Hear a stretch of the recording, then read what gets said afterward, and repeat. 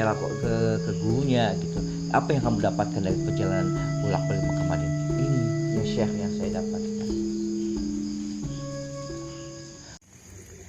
Assalamualaikum warahmatullahi wabarakatuh.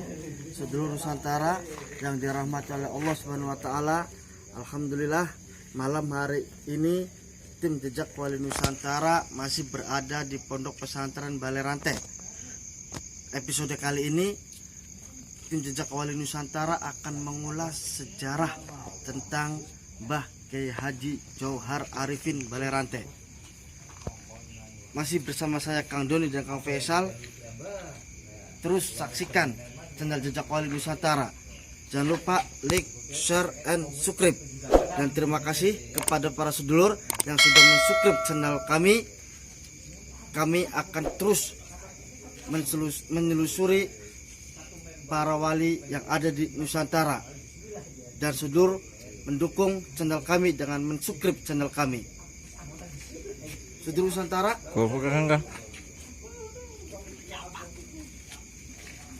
Anawang Tetapa. Ayo minum.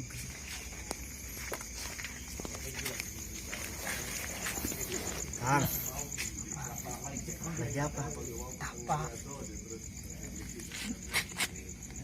Terang dina tetapa. Awal itu bisa nggak belum 40 maning. Oh, 40 maning, 40 lah.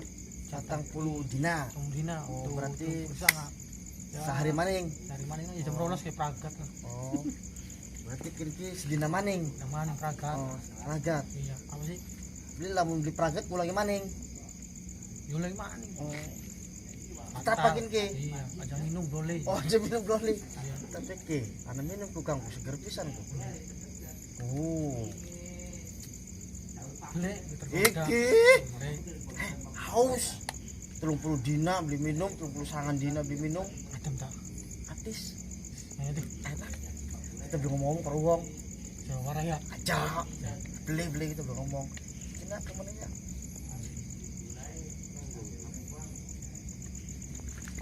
Minum. 30 sanga dina.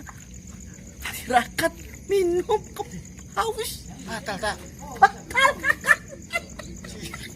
Buat mimpi Kang. Ya. Mimpi apa? Beneran aja. Mimpi buat ditawari. Harus batal, harus percuma perjalanan. Harus batal. Wis lah. Jangan kemana-mana. Tetap Jejak Wali Nusantara.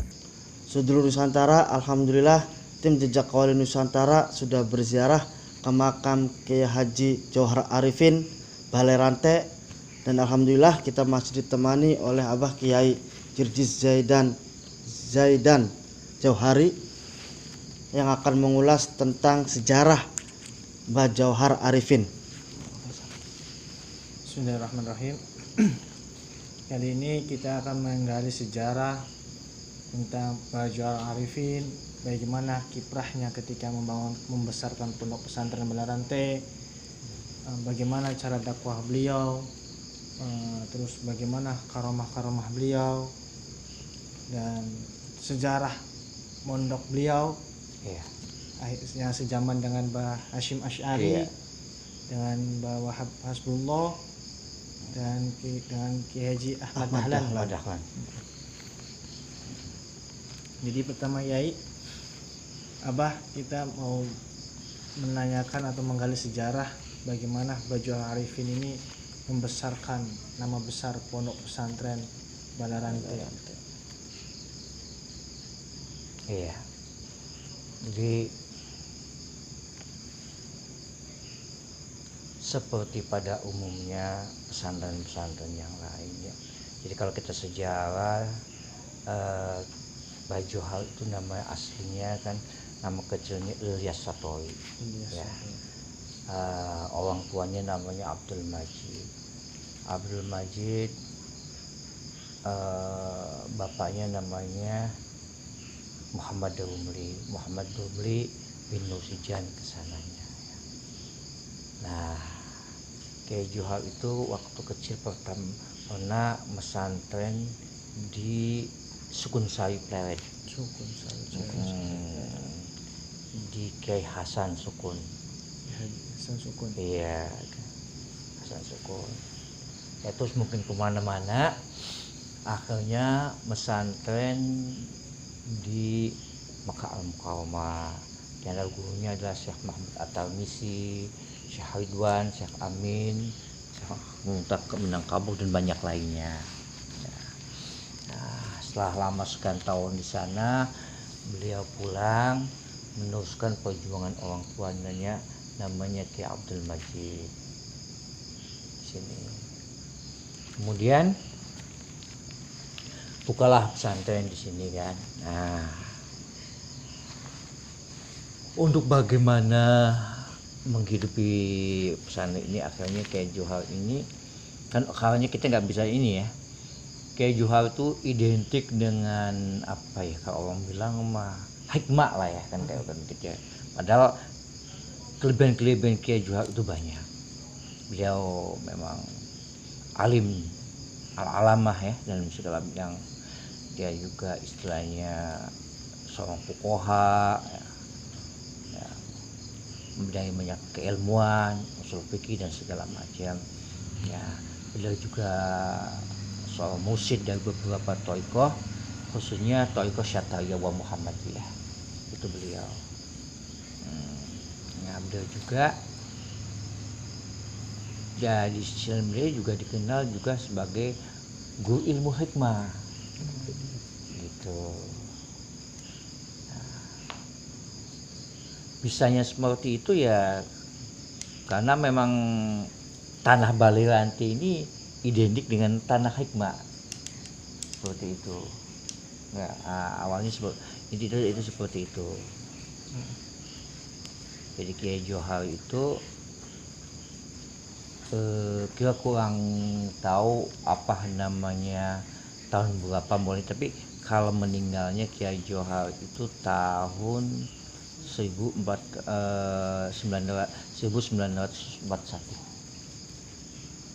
Kiai Johar itu. Berarti selama mondok di Makkah itu beliau tuh satu angkatan dengan Kiai Hasyim Asy'ari, Kiai Ahmad Dahlan, Kiai Mas Kumambang dan banyak lain tokoh-tokoh ulama Indonesia yang di sana yang seangkatan dengan beliau kan begitu. berapa tahun mondok di sana itu? Lama. Kalau bicara tentang ini ada sih satu cerita di mana beliau kan jadi dulu ceritanya begini ya. Bisa dapat gelar Jawahir Arifin itu dulu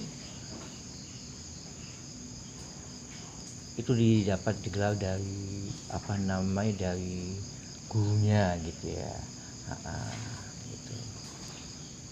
Nah, ceritanya dulu begini, beliau itu diutus sama gurunya ya dari Mekah ke Madinah, kasihlah bekal kan untuk ke sana. Secara hitung-hitungan ya nggak cukup kan, nggak cukup ya itu. Tiba-tiba di tengah perjalanan ada kafilah lewat kan, mintalah tumpangan. Setelahnya, Pak saya mau ikut, cuma saya punya duit cuma sekian-sekian ya. Ulah ikut. Nah, berangkatlah beliau sampai ke Madinah, ziarah di sana kan ke Rasulullah. Pulangnya begitu pula, ikut tumpangan. Jujur saya punya cuma ada duit sekian, nah kalau itu. Tapi nggak bayar gitu loh ya. Nah, sampai di tengah-tengah perjalanan ceritanya ada orang jualan kitab. Nah, ada kitab tiga di situ. Nah, ini Alkitab ya katanya. Silakan saya ini. Ya maaf Pak, saya cuma ada uang sekian. Ya udah katanya, hitung-hitung buat kenang-kenangan aja, saya buat bekal, saya buat kenang per kitab tiga. Nah, akhirnya kitab itu ini kan ya lapor ke gurunya gitu. Apa yang kamu dapatkan dari perjalanan bolak-balik Mekah Madinah? Ini ya Syekh yang saya dapatkan. Ada penjual kitab tadi tuh nggak tahu kemana kan begitu. Iya. Nah, dari kitab itulah banyak hal-hal yang sifatnya ini muskil itu bisa terjawabkan. Dan di antara salah satu kitab ada kitab yang tidak ada tulisannya, Kitab yang tidak ada tulisannya. Namun sewaktu-waktu bila mana dibutuhkan kitab itu ada tulisannya. Unik ya. Unik. Berarti nggak semua orang bisa melihat Nggak bisa semua bisa. kitab tersebut berarti. Saya punya satu guru, kebetulan beliau itu murid daripada wak saya, betul kayaknya Kiai Johar ya. Nah, bapaknya beliau adalah muridnya Kiai Johar. Kakeknya beliau adalah sahibnya Kiai Johar. Pernah cerita kepada saya pernah diperlihatkan kami berempat ya, suruh masuk ke kamarnya Kiai Ridwan. Kiai Ridwan itu putranya Kiai Johar. Diperlihatkan sebuah kitab. Gitu. Nah, satu demi satu orang itu nggak ada tulisannya. Gitu. Pas giliran beliau ada tulisannya. Akhirnya saya baca, kalau bahasa apa ya, paldot lah ya, apa ya. Ditutup lagi udah nggak ada lagi. Nah, terus laporan ke Kiai Ridwan itu, tuh Kiai tulisannya begini, ya udah itu menjadi bacaan kami. Sehingga sama beliau jadikan bekal bacaan itu. Nah, disitulah beliau itu babat tanah di Kebumen. Ya. Nah, hanya beliau mampu kemudian mendirikan suatu pesantren Darus Syahadah di Kebumen.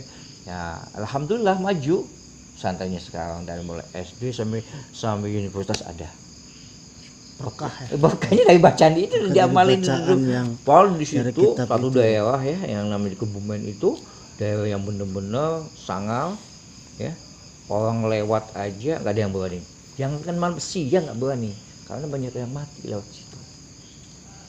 Dengan bacaan itu kata dia penunggunya di sana itu katanya ularnya itu kepalanya 7.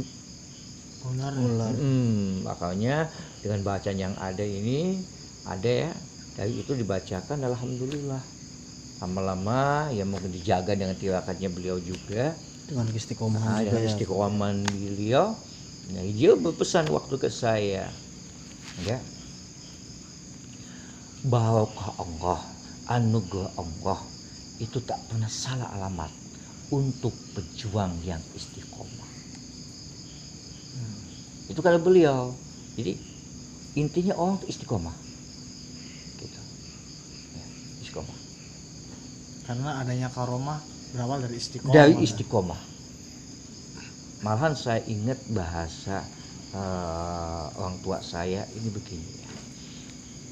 Bahasa apapun kehendak anak manusia, baik berupa cinta, rezeki maupun anugerah, itu semua tak cukup dikejar dengan berlari dan tak cukup dijemput dengan berjalan, melainkan mesti ada duduk sujud ya, istiqomah.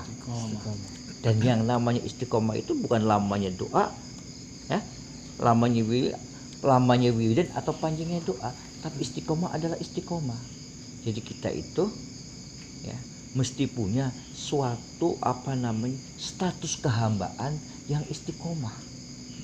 Di situ ada kata duduk dan sujud. Berarti ada satu sholat sunnah yang kita istiqomahkan dan satu yang kita istiqomahkan. Baru kita disebut pejuang terbaik. Karena kata Mbak Johar itu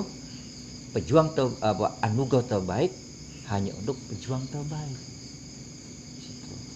Jadi kita harus tetap berjuang. Harus tetap ya. apapun. Nah, kalau hidup sendiri adalah perjuangan. Hidup itu perjuangan. Dan hidup itu sekolahan loh. Betul. Dan namanya sekolah nggak ada khatam-khatamnya. Khatamannya nanti. Sudah. Nah, kalau udah selesai kehidupan kita, itu berarti khatam itu. Kayak begitu. Jadi kalau kita mengupas sejarah bagaimana keilmuan Kiai Johar, kaumannya Kiai Johar, kayaknya waktu itu nggak cukup. Harus saking banyaknya.